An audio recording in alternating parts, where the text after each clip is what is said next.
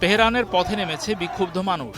আকাশে বাতাসে হাত নেড়ে তারা প্রশ্ন ছুড়ছেন শাসক গোষ্ঠীকে উদ্দেশ্য করে।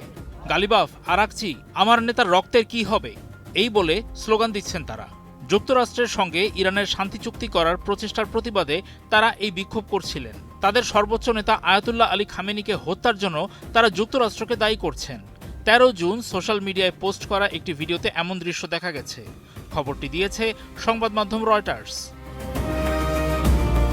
গত ২৮ ফেব্রুয়ারি ইরানের ওপর ইসরায়েল ও যুক্তরাষ্ট্রের বিমান হামলার প্রথম দিনেই খামেনি প্রাণ হারান। ৮৬ বছর বয়সী এই ধর্মীয় নেতা দীর্ঘ ৩৬ বছর ধরে ইরানের নেতৃত্বে ছিলেন। বিক্ষোভকারীরা তাদের পার্লামেন্ট স্পিকার মোহাম্মদ বাঘের গালিবাফ এবং ইরানের পররাষ্ট্রমন্ত্রী আব্বাস আরাকচির দিকে ইঙ্গিত করে এসব স্লোগান দিচ্ছিলেন। গালিবাফ যুক্তরাষ্ট্রের সঙ্গে চলমান আলোচনার শীর্ষ মধ্যস্থতাকারী। যুক্তরাষ্ট্র ও পাকিস্তানের নেতারা পূর্বাভাস দিয়েছেন যে যুক্তরাষ্ট্র ও ইরানের মধ্যে লড়াইয়ের অবসান ঘটাতে দীর্ঘ প্রতীক্ষিত একটি রূপরেখা চুক্তি ১৪ জুন সই হতে পারে।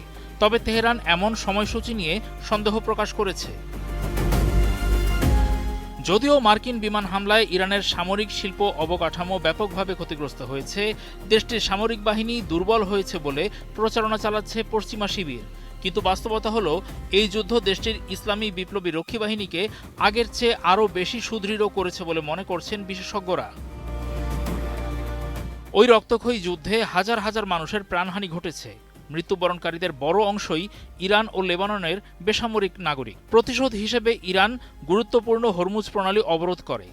এতে বৈশ্বিক জ্বালানি বাজার সহ অনেক ক্ষেত্রেই মারাত্মক নেতিবাচক প্রভাব পড়েছে।